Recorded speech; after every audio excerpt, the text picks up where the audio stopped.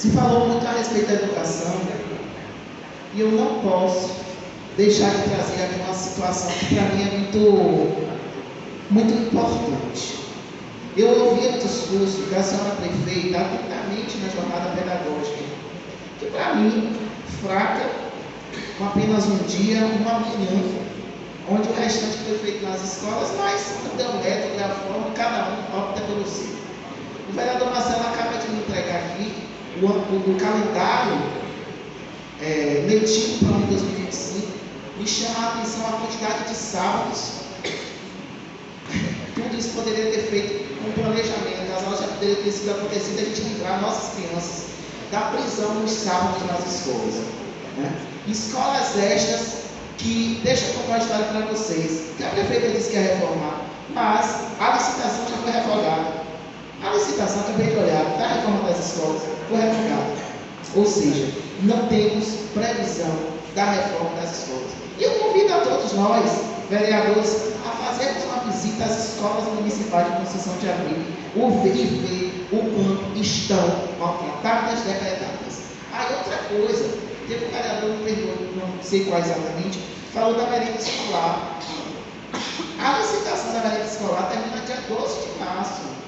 Por que os nossos meninos vão ficar uma semana comendo o quê de merenda escolar? Porque não tem licitação ainda. Não tem ganhador, não tem vencedor. Durante essa primeira semana de aula, eles vão comer o quê? Outra coisa, foi falado aqui a respeito de fartamento de material didático. Me perdoe também a colega. Nada de licitação. Não tem previsão, não tem nada. Ou seja, para mim, a gestão existe um discurso entre a verdade e o gogó. O que é que você quer falar para ludibriar e enganar as pessoas? Né? Falar que vai ter merenda e não tem licitação de merenda. Falar que tem reforma, não tem licitação de reforma. Falar que tem fardamento e não tem fardamento. O que é que de fato existe na prática? O que é falado ou o que é que de fato está acontecendo? Eu acredito nas licitações. E uma coisa que eu concordo que a gestora falou na jornada pedagógica, porque a gestão pública está mudando. E a fiscalização está aí, olha, não é a prova lá. Não é a prova que a Polícia Federal em 15 dias veio 2 vezes em Bilbao. Não é a prova. E aí a gente pega e traz outra situação que deixou de ser falada na jornada pedagógica. Aos meus amigos, colegas, professores, porque quem tem mestrado, a gente também pode mencionar. O precatório poderia ter sido abordado. O precatório que não foi pago. Foi feito pago no abono, né? Porque quando sobra o dinheiro, isso já é uma prática das outras gestões, inclusive da ex-gestora. E eu quero dizer outra coisa que deixar muito claro. Eu nunca fui situação. Hoje eu tenho autonomia para dizer que eu nunca fui situação de governo nenhum. Aqui então, um dia o vereador morreu. A gente sempre defendeu o povo, da minha forma. Isso para quem é situação, para mim, não muda nada. A gente está falando a favor do povo. Tudo bem, o precatório está onde? É uma pergunta. E aí a gente vai saber por quê. Deixa eu falar uma coisa para vocês. A lei orçamentária do ano 2025, que tem mais de 200 milhões de orçamento, não prevê o pagamento dos professores, o precatório dos professores. Você tem ideia? No orçamento de vocês, a maioria que estava aqui aprovou, não cita o precatório dos professores. Tudo isso para mim eram pautas da jornada pedagógica, que se falou de tudo. Vamos lá. Outra situação, já falei da reforma, outra situação. Os professores que vão estar em sala de aula aos sábados. Tem uma lei, a Lei da Educação Básica, em seu artigo, a Lei 11.738 diz o seguinte, que os professores devem ter um terço da sua jornada de trabalho dedicada a estudos, planejamento e preparação das aulas. Ou seja, o professor Daniel, ele vai reforçar isso, que os professores têm que ficar 2/3 em sala de aula e o restante em sua casa ou na própria escola, fazendo o quê? Planejando, errado pessoal, corrigindo provas, organizando o que ele vai oferecer para a próxima semana ou para o próximo mês. Eu tenho recebido queixas de vários professores que dizem que esse prazo a gente não tem que treinar, que é de segunda a sexta-feira dentro da sala de aula, que ele está tirando a tarde à noite, que é 40 horas à noite, para poder fazer o planejamento. Quer dizer, ele já chega em casa exausto, exaurido, sem condições mínimas, vereador. Lá na escola do Bessa, mora na Pindoba, veja se esses professores têm a mínima condição de poder trabalhar com dignidade. E além disso, o tempo que a lei preconiza, que é para estar em casa, preparando, corrigindo prova, ele está aqui na sala de aula. E aí agora vem sábado letivo. Vai ser hora extra? Vai ser o que para esses professores? A gente tem que discutir isso, gente. E nada disso foi tratado na jornada pedagógica. Além de lei da ilusão. Cadê, vereador Gacho? Eu sei, a creche, a escola da Vila Esperança, eu sei que o senhor está acompanhando, eu sei que a praça está andando, mas a gente precisa intervir para que as crianças da Vila Esperança não fiquem se aventurando nas estradas para poder vir para o centro estudar. As matrículas de nossas cidades reduziram drasticamente, porque as condições são péssimas para os nossos estudantes. E nada disso foi tratado na jornada pedagógica. E o que é que eu acho bonito? Existe um discurso, porque o hospital, porque a saúde. Mas e a educação? Como é que com as condições nós vamos melhorar o IDEB criminal? Porque com a melhora do IDEB, reduz violência, melhora o emprego, melhora a renda. Tudo repercute diretamente na qualidade de saúde do nosso povo. Quero saber qual vai ser a merenda de nossas crianças a partir de segunda-feira. Porque não tem aditivo, não tem contrato, não tem nada. Aí vai falar que eu me engane. Eu não me engano, não. Eu não consigo me iludir com o discurso sendo totalmente diferente da prática. Não fecha a conta, não fecha. A sede da Secretaria da Educação, que é do governo da ex-prefeita Normélia, está apodrecendo, gente.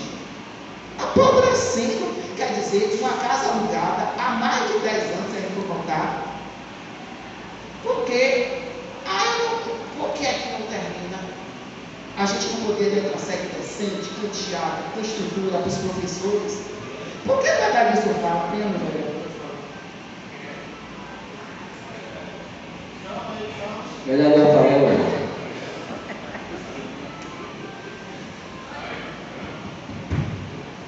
Obrigado, vereador Rui. Juliane, eu pedi abaixo para entrar nesse assunto, porque você tocou num ponto muito importante, que são os aluguéis. Eu fiz uma indicação aqui na semana passada, mas eu tive um outro assunto pelo meio, porque era algo que não poderia deixar de falar, aonde eu estava pedindo um centro para colocar todas as secretarias do município em um só lugar, para que criasse um lugar para que colocasse todas as secretarias, justamente para não acontecer isso. Inclusive, eu dei até a ideia do SEMEC, que a prefeita ganhou, o governador, então eu poderia tirar uma ala daquela dali para colocar as secretarias tudo em um lugar só, ou algumas secretarias naquele lugar, porque hoje você vê aluguel de casa de 5 mil, 6 mil, 7 mil, e esse dinheiro poderia ser gasto em quê? Justamente na educação, em medicamentos, na iluminação, que a iluminação até que não, porque a iluminação acho que o contribuinte já paga uma boa parte aí com a taxa de iluminação pública. Mas é uma ideia do vereador Rafael Brito. Eu acredito que os vereadores aqui, todos iriam concordar, porque é inadmissível, o município está faltando ainda muita coisa, ter um gasto absurdo com muitos aluguéis.